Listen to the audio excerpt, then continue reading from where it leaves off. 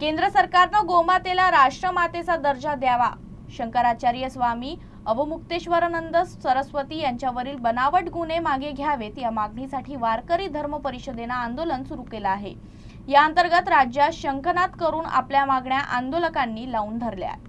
मोताळा तालुक्यातील रिधोरा इथं वारकरी धर्म परिषदेच्या वतीनं गोमातेच्या राष्ट्रीय आंदोलनाचा शंखनाद करण्यात आला। गोमातेला राष्ट्रमातेचा दर्जा द्यावा, तसेच शंकराचार्य स्वामी अवमुक्तेश्वरानंद सरस्वती यांच्यावरील कथित खोटे गुन्हे मागे घ्यावेत अशी मागणी यावेळी करण्यात आली। यासाठी गोपूजन करून आंदोलनाची सुरुवात करण्यात आली असून विविध मागण्यांचे निवेदन बोराखेडी पोलीस स्टेशन मार्फत राष्ट्रपती द्रौपदी मुर्मू आणि पंतप्रधान नरेंद्र मोदी यांच्याकडे पाठवण्यात आले। या आंदोलनात वारकरी संप्रदायातील भाविक मोठ्या संख्येने सहभागी झाले होते।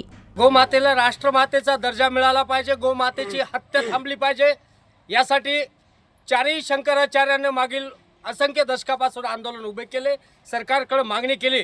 परंतु आता 40 दिवसाचा कालावधी दिल्यानंतर सुद्धा केंद्र सरकारने, उत्तर प्रदेश सरकारने गोमातेला राष्ट्रमातेचा दर्जा द्यावा ही मागणीच्या अनुषंगाने कोणतीही कारवाई केली नाही, प्रयत्न केले नाही। यासाठी जगद्गुरु शंकराचार्य स्वामी अवमुक्तेश्वरानंद स्वामी यांनी आज दुपारपासून संपूर्ण भारतभर गोमातेला राष्ट्रमातेचा दर्जा मिळवण्यासाठी शंखनाद आंदोलन उभारलं आहे।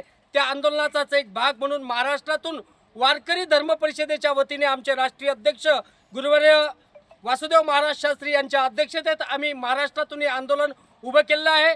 केंद्र सरकार हे हिंदूंचं सरकार आहे, वारकऱ्यांचं सरकार आहे, गोमातेचं सरकार आहे।